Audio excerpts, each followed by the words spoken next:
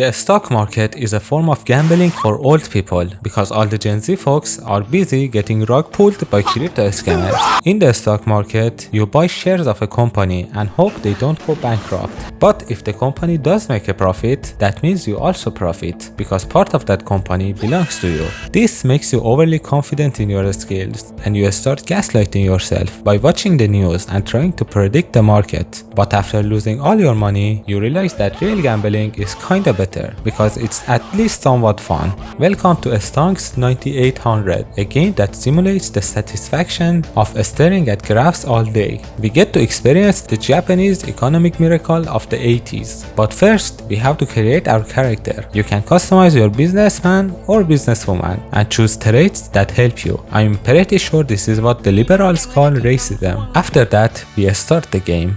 I'd recommend choosing the realistic difficulty for the maximum amount of pain. As I said before, the main feature of the game is the stock market. You buy when the prices are low and sell when they are high, trying to make a profit. Life actually isn't that bad. Your trades are going well, your investment pays off, and you finally buy a house after being homeless for so long.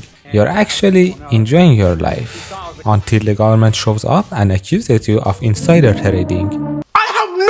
Of any of this. This is so bizarre.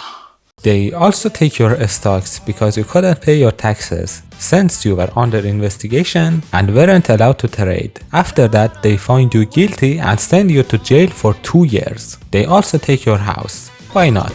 Fortunately, the Yakuza comes to your rescue and frees you. I don't know why, and I'm not questioning it. After returning to the society, you need to gamble to get your life back together. The most casual option is horse race betting. You end up becoming a fan of a horse because he has a funny name, and you watch him lose every single match in his career, each loss pushing you closer to ending it all. The next option is pachinko. You have better odds of winning here, but you still end up losing. The third option is the best option because poker actually requires some skill. Sadly, I don't even know the rules of the game, but don't worry, you can bluff and go all in every single time. This scares the casuals, so they fold, but you'll quickly learn that there are levels to this. Some people don't gamble to win, they gamble for the love of the game. So when you slap your cock on the table to intimidate others and go all in, they get excited and slap down a bigger cock and you lose money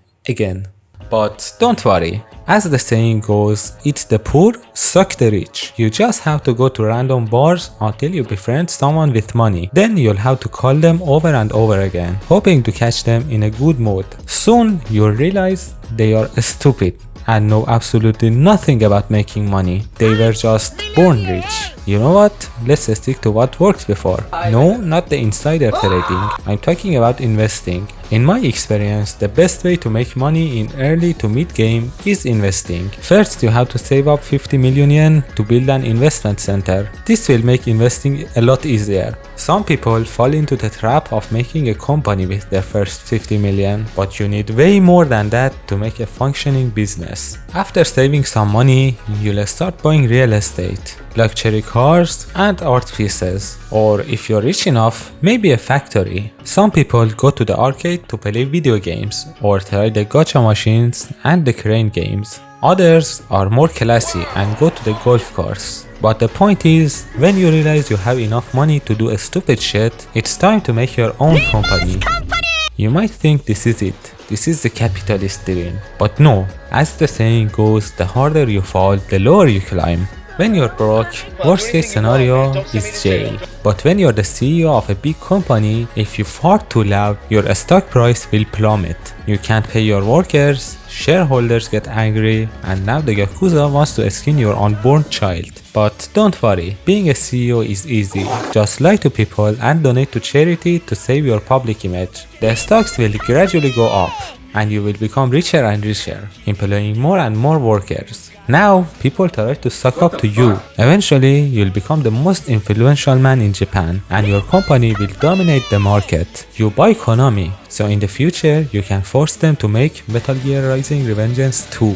You own half of the country's real estate, and luxury cars such as Toyota, Nissan, and Valda. If you don't like someone, the Yakuza will take care of them. And even if you do insider trading again, the government can't do anything because you are the government. Even gambling becomes more fun. Big Arthur starts winning, Pachinko becomes fun, and everyone falls in front of you because they know if you lose, they will have fewer family members by tomorrow. As the saying goes, the rich become richer. There's nothing left to do. You've built an empire, your cute secretary is in love with you, money pours in without you doing anything, and you'll wait until God, aka the developer, adds more content and more stuff that you can buy. If you love looking at graphs, I highly recommend checking out the game for yourself. It's pretty cheap and very fun, and if you enjoyed the video, be sure to like the video and subscribe to my channel so I can start my capitalist dream in real life. Anyway, thank you for watching the video until now. You're a real one, and I'll see you later, hopefully.